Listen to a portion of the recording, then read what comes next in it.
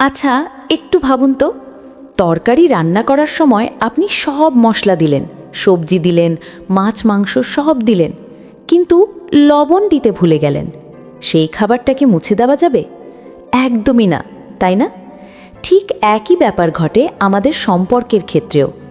আপনি আপনার সঙ্গীকে অনেক ভালোবাসেন, কেয়ার করেন, উপহার দেন, সবই ঠিক আছে, কিন্তু কথার মধ্যে যদি সেই রোম্যান্টিকতার লবণ না থাকে, তাহলে সম্পর্কটা কেমন যেন পানসে হয়ে যায়। অনেক সময় আমরা ভাবি কি কথা বলবো, কিভাবে শুরু করব, আর ভুলভাল কথা বলে ফেলি বলেই সম্পর্কটা সুন্দর হওয়ার বদলে তিক্ত হয়ে যায়। একটা সামান্য কথা যেমন কাউকে আপনার প্রেমে আজীবনের জন্য পাগল করে দিতে পারে, ঠিক তেমনি একটা ভুল কথা কাউকে সারা জীবনের জন্য আপনার থেকে দূরে ঠেলে দিতে পারে।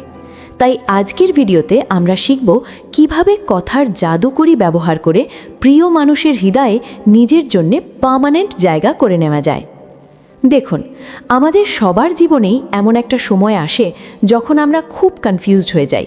আমরা ভাবি, ইস, যদি এমন কোনো জাদুকরি মন্ত্র থাকতো যা দিয়ে আমি আমার প্রিয় মানুষটার মন মুহূর্তেই ভালো করে দিতে পারতাম। আপনারা প্রায়ই ইউটিউবে সার্চ করেন বা বন্ধুদের জিজ্ঞেস করেন, ভাই আমাকে কিছু রোম্যান্টিক টপিক দে না, বা মেয়েদের সাথে কথা বলার টপিক কি হতে পারে সেটা একটু বলে দে। আসলে সত্যি কথাটা কি জানেন, কথা বলার জন্যে আলাদা কোনো টপিক বা মুখস্থ করা স্ক্রিপ্টের প্রয়োজন হয় না।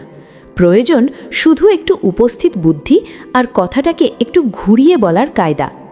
আমি আপনাকে গ্যারেন্টি দিচ্ছি, আপনি যদি আজকের এই আলোচনাটা মন দিয়ে শোনেন এবং এই কৌশলগুলো নিজের জীবনে প্রয়োগ করেন, তাহলে আপনাকে আর কখনো ভাবতে হবে না যে এখন কি রিপ্লাই দেব। বরং আপনার পার্টনার আপনার সাথে কথা বলার জন্যে ছটফট করবে। আসলে সমস্যাটা কোথায় জানেন? আমরা বড্ড বেশি রোবটের মতো কথা বলি, ধরা বাঁধা গদ বাঁধা উত্তর দিই। কেউ জিজ্ঞেস করলো কেমন আছো, আমরা বলে দিলাম ভালো আছি, ব্যাস, কথোপকথন ওখানেই শেষ। কিন্তু আপনি যদি মেয়েদের সাথে স্মার্টলি কথা বলার উপায়গুলো একটু খেয়াল করেন, দেখবেন যারা খুব ভালো কথা বলতে পারে তারা কখনোই সরাসরি উত্তর দেয় না, তারা উত্তরের সাথে একটু মশলা মিশিয়ে দেয়। আজ আমি আপনাদের সাথে প্র্যাকটিক্যাল 3টি এমন উদাহরণ শেয়ার করব যা আপনার কথা বলার স্টাইল পুরোপুরি বদলে দেবে। এগুলো কোনো বইয়ের ভাষা নয়, এগুলো একদম সাইকোলজিক্যাল ট্রিক্স যা মানুষের মনে সরাসরি প্রভাব ফেলে। প্রথম উদাহরণ, উত্তরের ধরন পাল্টে ফেলা। ধরুন আপনি তার সাথে চ্যাটিং করছেন বা ফোনে কথা বলছেন। আলোচনার শুরুতেই খুব সাধারণ একটি প্রশ্ন আসে, তুমি কেমন আছো? এখন 95% মানুষ এর উত্তরে কি বলবে? আমি ভালো আছি, মোটামুটি, কিংবা চলছে কোনোভাবে। বিশ্বাস করুন, এই উত্তরগুলো শুনলে অপর পাশের মানুষটির মনে কথা এগিয়ে নিয়ে যাওয়ার আর কোনো আগ্রহ থাকে না, কারণ সে জানতো আপনি এটাই বলবেন। এখানে কোনো চমক নেই, কোনো রহস্য নেই। কিন্তু আপনি তো আর সবার মতো নন, আপনি স্পেশাল, তাই আপনার উত্তরটাও হতে হবে স্পেশাল। পরের বার যখন সে জিজ্ঞেস করবে তুমি কেমন আছো, তখন একটু দোষ্টুমি মিশিয়ে উত্তর দিন। আপনি বলতে পারেন, আমি তো বেশ হট আছি, অথবা ঝাল আছি, কিংবা আজ একটু নোনতা আছি। এখন তুমি বলো, আমাকে তোমার কেমন চাই? যেমন চাইবে তেমনই পাবে। ভাবুন তো একবার, সে আশা করেছিল একটা বোরিং উত্তর, আর আপনি তাকে দিলেন একটা দুষ্টুমি মাখা ফ্লার্টিং রিপ্লাই। এই উত্তরটা শোনার পর তার মুখে হাসি আসতে বাধ্য। সে হয়তো লজ্জাও পাবে, আবার মজাও পাবে। এই যে মুহূর্তের মধ্যে আপনি তার ইমোশন নিয়ে একটু খেললেন, এটাই হলো রোম্যান্টিকতা। সে তখন ভাববে, আরে এই মানুষটা তো দারুণ ইন্টারেস্টিং কথা বলে, তখন সে নিজে থেকেই কথা বাড়াতে চাইবে। দ্বিতীয় উদাহরণ, সাধারণ কাজকে স্বপ্নীল করে তোলা। কথোপকথনের এক পর্যায়ে এই প্রশ্নটা আসবেই, কি করছো? এই জায়গাটাতেই আমরা সব থেকে বড় ভুলটা করি। আমরা সততার সাথে উত্তর দিতে গিয়ে বলে ফেলি, কিছু না, বসে আছি, ফেসবুক চালাচ্ছি বা টিভি দেখছি। আচ্ছা বলুন তো, এই উত্তরগুলোতে কি কোনো আবেগ আছে, কোনো ফিলিংস আছে? নেই। এগুলো হলো তথ্যের আদান প্রদান, যা আমরা অফিসের বসের সাথে বা মুদি দোকানদারের সাথে করি। ভালোবাসার মানুষের সাথে তো তথ্যের বিনিময় হয় না, হয় আবেগের বিনিময়। তাই যখনই সে জিজ্ঞেস করবে কি করছো, তখন এমন কিছু বলুন যা তার কল্পনার জগৎকে নাড়িয়ে দেয়। তাকে এমন একটা উত্তর দিন যেটা তাকে স্পেশাল ফিল করায়। আপনি বলতে পারেন, আমি আসলে একটা স্বপ্ন দেখছিলাম, আমাদের বিয়ের স্বপ্ন, যেখানে তুমি আর আমি পাশাপাশি বসে আছি। অথবা বলতে পারেন, আমি ভাবছিলাম তোমাকে সামনে পেলে এখন কি করতাম। পার্থক্যটা বুঝতে পারছেন? ফেসবুক চালাচ্ছি এই কথাটা বললে সে ভাববে, ও আচ্ছা চালাও, কথা শেষ।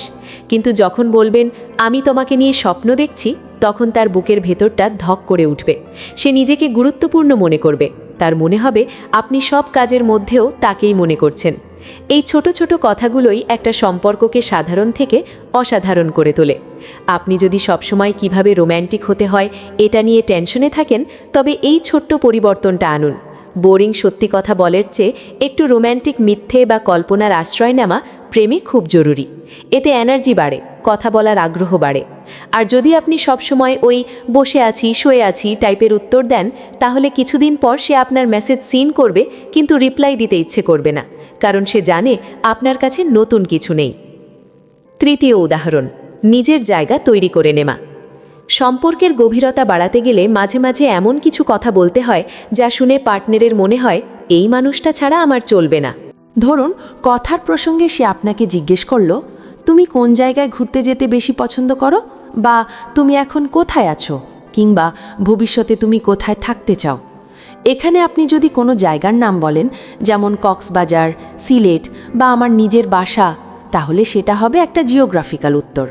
কিন্তু প্রেমিক বা প্রেমিকা হিসেবে আপনার উত্তর হওয়া উচিত ইমোশনাল। তাকে বলুন, পৃথিবীতে তো অনেক জায়গা আছে, কিন্তু সত্যি বলতে কি জানো, তোমার হৃদয়ের চেয়ে নিরাপদ এবং সুন্দর কোনো জায়গা আমার জানা নেই। আমি তো সেখানেই পার্মানেন্টলি থাকতে চাই। ওখান থেকে আমাকে বের করে দিও না প্লিজ। অথবা যদি জিজ্ঞেস করে, কোথায় আছো, বলুন, আমি তো তোমার মনের ভেতরেই আছি, তুমি কি টের পাচ্ছ না?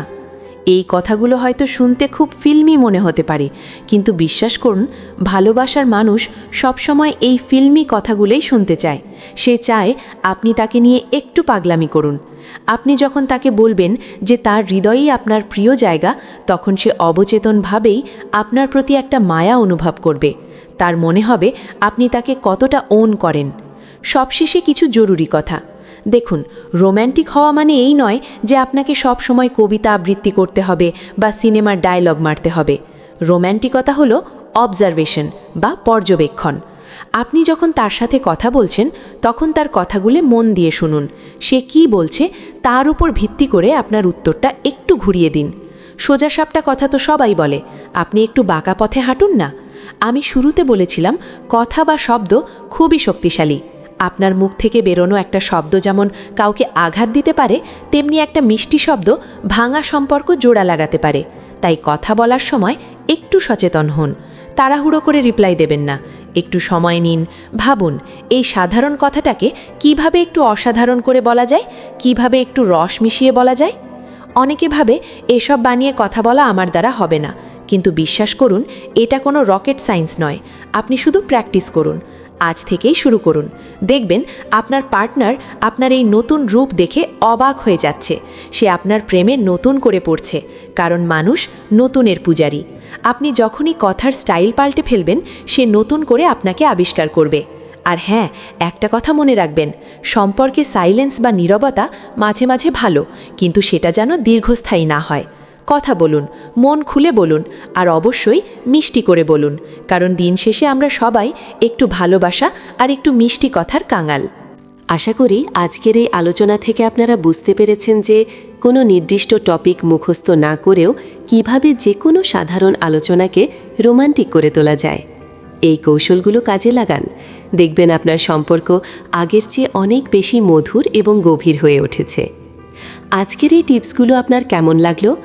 আপনি কি আপনার প্রিয় মানুষের সাথে কথা বলার সময় এই টেকনিকগুলো অ্যাপ্লাই করতে চান?